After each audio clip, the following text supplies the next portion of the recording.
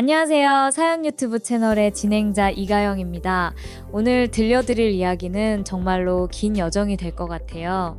조금은 충격적이고 또 한편으로는 가슴 한구석이 서늘해질 만큼 극단적인 가족 갈등이 담겨 있어요. 굉장히 긴 이야기지만 끝까지 들어보시면 이 사연 속 어머니가 왜 이런 결정을 내릴 수밖에 없었는지, 그리고 그 뒷이야기가 얼마나 파격적인지 이해하게 되실 거예요. 자, 그럼 시작해볼까요? 먼저 이 사연의 주인공, 일은 가까운 나이에 박정순 씨라고 부르겠습니다. 정순 씨는 평생을 아들 하나만 바라보며 살아온 분이에요. 남편을 일찍 잃고 두서너 때는 자식도 아니고 딱 한 명인 아들만 키우면서 내 삶의 전부는 이 아이가 잘 되는 것이라는 생각으로 수십 년을 버텨온 거죠. 아들도 한때는 자상했대요. 엄마, 나 성공하면 엄마 호강시켜 드릴게요 라는 말을 입에 달고 살 정도였으니 부모와 자식 사이가 그리 나쁘지 않았겠죠. 그런데 이 아들이 결혼을 하면서부터 모든 게 어긋나기 시작했다고 합니다. 며느리와의 첫인상이 정말 차갑고 거리감이 컸다고 하는데, 결혼 전 처음 만났을 때부터 저 시어머니 간섭 같은 거 싫어해요. 저희는 저희 방식대로 살고 싶으니까 예전 시월드 문화 같은 건 기대하지 말아주세요 라고 대놓고 말했대요. 물론 요즘 세대 부부는 서로 독립적으로 살고 싶어 한다는 걸 이해해서 정순 씨도 그저 이 아이가 좀 개성이 세구나 싶었을 뿐 그때는 별 말 없이 넘겼다 해요. 하지만 결혼 후 명절마다 아들 부부는 오지 않았고, 어머님, 저희는 명절에는 저희끼리 보내고 싶어요. 도시락으로 간단히 챙겨 먹고 쉬려고요 하는 식으로 거절이 이어졌답니다. 처음엔 섭섭했지만 자유롭게 살려는가 보다 하고 참았대요. 그러다 손주가 태어났을 때는 이젠 정말 달라질 거라며 한껏 기대에 부풀었죠. 어머, 우리 손주, 이제는 할머니가 필요하지 않겠어? 그러나 현실은 반대였어요. 산후조리원에 가보려 해도 며느리가 여기는 외부인 출입을 안 좋아해요. 저희가 조용히 있고 싶어서라고 막았고, 병원에도 못 가게 했고, 아들은 엄마 나중에 편해지면 그때 뵙자라는 말만 되풀이했다고 해요. 이렇게 어영부영 세월이 흘렀고 손주 돌잔치 때도 정순 씨는 초대받지 못했대요. 나중에 SNS 사진을 통해 알게 됐는데 이미 며느리 쪽 친정 식구들이랑만 조촐히해서 끝냈다고. 아들은 엄마 미안해요. 유진 며느리 이 붐비는 걸 안 좋아해서 그랬어요 라고 말했지만 정순 씨는 속이 참 시리더래요. 그래도 남의 집 사람도 아니고 할머니인데 돌잔치에 안 불러? 이게 말이 되나? 싶었지만 꾹 참고 넘어갔답니다. 우리 애들이 요즘 그런가 보다 라고요. 그러다 어느 날 전혀 연락 없다가 갑자기 어머님 이번 주말에 저희 좀 바쁜데 아이들 좀 봐주실 수 있으세요? 라는 전화가 와서 그때 정순 씨가 이 며느리가 필요할 땐 부르는구나. 진짜 배운 대로만 하는 아이였군 하고 느꼈다고 해요. 그래도 손주 보고 싶은 마음이 흔히 마다할 수도 없었죠. 바로 가서 손주 돌봐주고 왔는데 그날도 별로 말은 없고, 며느리는 저는 재택근무 중이니 거실에만 계세요. 화장실도 저쪽 화장실 쓰셔야 해요. 그리고 아이에게 간식은 절대 주면 안 됩니다. 식단표가 있으니까 라는 식으로 이것저것 당부를 늘어놨답니다. 그래도 그때까진 큰 불만 없이 참았어요. 그래, 아이 키우는 방식이 다른가 보다 생각했대요. 그런 상황이 몇 번 반복되다가 결정적으로 어느 날 이른바 밥 한 숟갈 사건이 터졌다고 합니다. 며느리가 또 주말에 어머님 도와주세요 해서 정순 씨가 손주들을 봤는데 점심 때 첫째 손주가 밥 한두 숟갈 더 달라고 하더래요. 할머니 배고파요 라는데 어찌 거절하겠어요. 정순 씨가 반 숟갈 한 숟갈 더 떠준 것 뿐이었는데 그걸 본 며느리가 갑자기 식탁에 와서 어머님 제가 정량 지키라고 말씀드렸잖아요. 왜 더 먹이세요?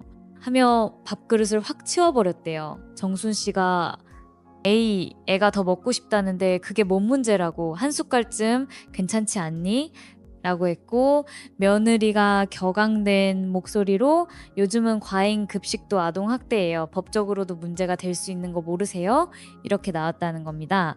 정순 씨가 기가 막혀 무슨 밥 한두 숟갈이 학대냐, 말도 안 되는 소리를 하지 마라 하니 며느리는 이거 신고 대상이에요. 그리고 저 변호사 자문도 받았어요. 아이가 거부하는데 강제로 먹이면 학대가 맞아요라며 감정이 폭발했고, 정순 씨도 당황해서 거부라니 아이가 배고파 한다는데 라고 소리 높이니 며느리가 그 자리에서 정말로 휴대폰을 들어 112에 전화를 걸었다고 해요. 몇십 분 뒤 경찰이 현장에 도착했습니다. 물론 실제로는 단순 가족 다툼으로 보여지니 형사 처벌이나 그런 건 아니지만 일단 신고가 들어왔으니 출동한 거였죠. 경찰은 어머님 이런 문제는 자녀분과 대화로 풀어야지요. 밥 때문에 신고당하면 곤란해지십니다. 정도로 중재했지만 당사자는 이미 엄청나게 상처 입은 상태였대요. 무엇보다 아들은 그동안 방 한 구석에 서서 멀뚱히 바라보기만 하고 어머니 편을 들어주지도 못했다는 게 정순 씨를 더 절망케 했죠. 결국 정순 씨는 가방 챙겨댔다, 나 갈게 하고 밤중에 집을 나왔고 길가에 앉아 한참을 울었다고 해요.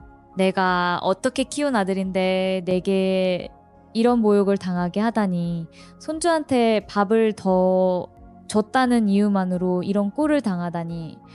그날 밤 정순 씨는 한편의 악몽에 휩싸인 듯 멍해 있었다고 합니다.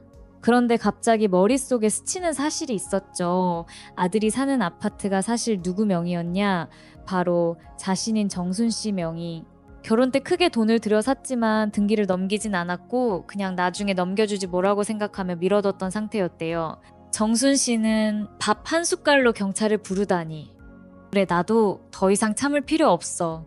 내 재산이니까 내 마음대로 처리하겠다라고 결심이 서더랍니다. 다음 날부터 움직였어요. 부동산과 변호사에게 아들 부부가 살고 있는 집 내가 팔겠다, 한 달 뒤까지 비우라는 서류를 보내겠다라고 한 거죠. 변호사가 내용 증명 보내는 방식을 설명해주고 정순 씨는 곧장 실행했습니다. 불시에 아들과 며느리에게 이 아파트를 매도할 예정이니 한 달 내로 집을 비우십시오 라는 문건이 날아갔어요. 얼마 후 아들이 전화를 걸어 엄청 당황스러운 목소리로 엄마, 이게 무슨 말이야? 갑자기 집을 판다고? 우리 갈 데 없잖아 했지만 정순 씨는 갈 데 없이 내가 쫓겨날 뻔한 건 나였지.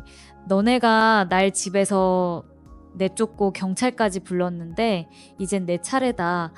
한 달 안에 나가라며 끊었다고 해요. 그리고 실제로 재개발 호재로 집값이 꽤나 올라 있었고 금방 매수 희망자가 나타나 일사천리로 거래가 성사됐어요.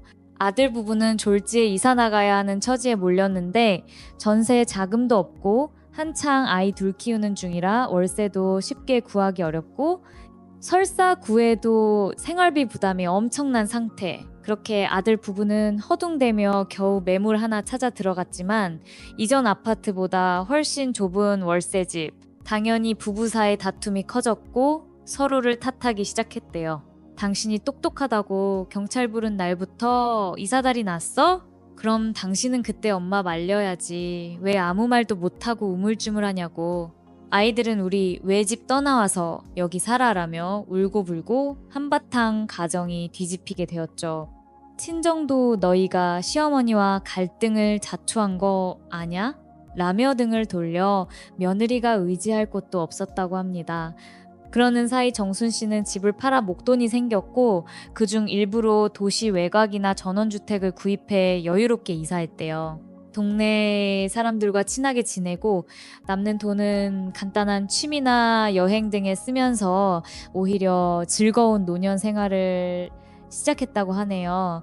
주변에서 아이고 아들이랑 며느리랑 완전 연 끊으실 건가 봐요 하면 정순 씨는 밥 한 숟갈로 경찰 불러서 날 쫓아내다니 이제 나도 미련 없어. 그 사람들이 나한테서 집을 뺏긴 셈이지만 원래 그 집은 내 거였지 뭐라고 대수롭지 않게 말한다는 겁니다.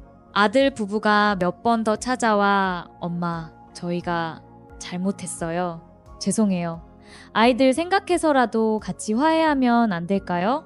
라며 무릎을 꿇었지만 정순 씨는 아이고 그때 나더러 경찰 조사 받으라고 했을 땐 언제고 이젠 화해하자고? 난 이미 마음 접었다. 돌아가라고만 응수하고 문을 열어주지 않았다는 거예요.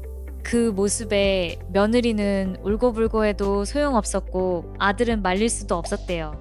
결국 이런 최후 통첩이 내려진 뒤 정순 씨 삶은 굉장히 평온해졌다고 합니다. 예전에는 아들이나 손주 생각에 서운하고 울적했던 날이 많았는데 이제는 차라리 마음을 정리하니 속이 편하다고까지 말한다네요. 가끔 손주 생각이 아예 안 나는 건 아니지만 그래도 그날 밥 한 숟갈 더 주려다 학대자 취급받은 걸 떠올리면 다시는 보고 싶지 않다라는 마음이 더 크게 솟구친다는 겁니다. 이게 정말 기가 막힌 결말 아닐까요? 밥 한 숟갈이 불러온 대참사로 아들 부부는 결국 집을 잃고 월세 전전, 부부싸움 잦아져 유대가 흔들리는 상황이고 어머니는 웃돈까지 챙겨 새 출발에 성공한 셈이니 말이에요. 듣기에 따라선 엄청 통쾌한 사이다 결말이라고 할 수도 있고 또는 가족이 이렇게까지 되어버리는 게 너무 슬프고 극단적이라고 할 수도 있을 거예요. 그렇지만 이 이야기는 적어도 부모라고 무조건 참고 자녀에게 착취당해야 하거나 자녀는 부모를 마음대로 대해도 된다는 법은 없다라는 메시지를 던져주는 것 같아요.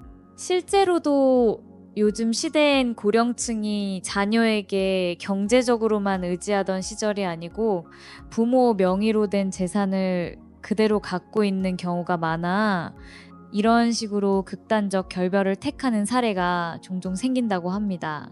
사연을 마무리하며 여러분은 어떤 의견이 드시는지 궁금하네요. 밥 한 숟갈 문제로 경찰을 부른 며느리의 행동, 그리고 그걸 방관한 아들의 태도가 정말 크나큰 화근이 되었다고 보시는지요? 혹은 어머니가 조금은 참아주고 대화로 풀었다면 나아지지 않았을까 안타까워하실 수도 있겠어요. 하지만 사연 속 정순 씨 말에 따르면 이미 이전부터 손주 돌 때도 산후조리원 때도 시도 때도 없이 무시당했고 그날 경찰 부른 건 결정적인 배신이었다는 거죠. 가끔 많은 분이 말씀하세요. 가족이니까 다 받아주고 다 용서해야 한다고. 그러나 이 이야기는 가족이라도 한계가 있고 그 한계를 넘어서면 관계가 완전히 깨질 수 있음을 보여주는 대표적인 케이스랍니다. 아이가 배고파 몇 숟갈 더 먹고 싶어 하는 걸 막는다면 어머니 입장에선 자식과 손주가 배고픔을 참으라는 상황이 너무나 이해 못할 일이었겠죠. 그런데 며느리는 시대의 흐름 탓인지 무슨 학대 운운하면서 경찰까지 부른 거니 양쪽이 워낙 생각이 달랐던 겁니다. 결과적으로 정순 씨는 이 사건을 계기로 그 집이 사실 내 소유인 만큼 내가 마음대로 할 테니 한 달 안에 나가라는 초강수를 더 아들 내외를 궁지에 몰아넣었고 재산까지 팔아버려 자금적으로도 든든해졌으며 남은 노년은 평화롭게 보내게 되었답니다. 반면 아들은 엄마를 말리지 못했다는 후회와 이렇게 큰 대가를 치르게 될 줄 몰랐다는 자책, 그리고 며느리와 계속 싸움이 이어지면서 점차 더 엉망진창이 된 생활을 살게 되었다고 합니다. 참으로 씁쓸하면서도 일종의 권선징악 같기도 하죠. 어쨌든 이 이야기를 통해 얻을 수 있는 교훈은 가족이라도 기본적인 예의와 대화가 정말 절실하다는 점, 그리고 내 가족이 부모라고 해서 함부로 하다간 완전히 돌아설 수도 있다는 거예요. 특히 재산이 누구 명예인지 어떤 식으로 관리되는지도 무시할 수 없는 시대가 되었고요. 사연을 다 들으시니 어떤 기분이 드시나요? 통쾌하면서도 한편으로는 정말 가족이 끝장날 수도 있구나 하는 현실감에 마음이 복잡하진 않으세요. 결국 남은 건 어머니의 홀가분한 노년, 그리고 아들 부부의 불행이라는 결말입니다. 조금 더 대화하고 어머니를 존중하는 태도를 보였다면, 혹은 아들이 중간에서 잘 조율했다면 이런 극단적 파국은 피할 수 있지 않았을까 안타깝네요. 하지만 일은 벌어졌고 그 뒤로 가족 간의 간극은 돌이킬 수 없게 되어버린 거죠. 오늘 이야기는 여기까지입니다. 사연이 꽤 길고 충격적이라 듣느라 힘드셨을 수도 있어요. 하지만 요즘 세대 갈등이 얼마나 심각해질 수 있는지, 또 부모 세대도 이젠 예전처럼 일방적으로 자식에게 헌신하지 않을 수 있다는 점을 알게 해주는 에피소드가 아닌가 싶습니다. 여러분은 과연 어떤 느낌이 드셨나요? 댓글로 의견 남겨주시면 좋겠어요. 이제 마무리하겠습니다. 좋아요와 구독, 알림 설정도 꼭 부탁드리고요. 저는 다음에 더 놀랍거나 더 따뜻한 이야기로 찾아올게요. 오늘도 사연 들어주셔서 정말 감사드립니다. 앞으로도 사연 유튜브 채널 많이 사랑해주세요. 지금까지 이가영이었습니다. 고맙습니다.